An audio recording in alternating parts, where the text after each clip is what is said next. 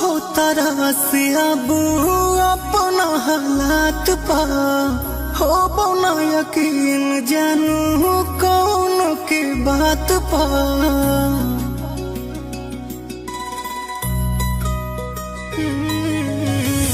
अब हो तरह से अब अपना हालात पा हो बना यकीन जानू कौन के बात पा।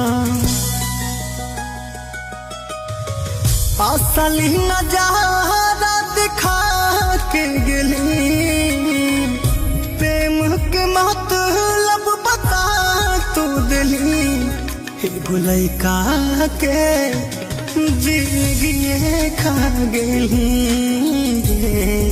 एगो लइका के जिंदगी खा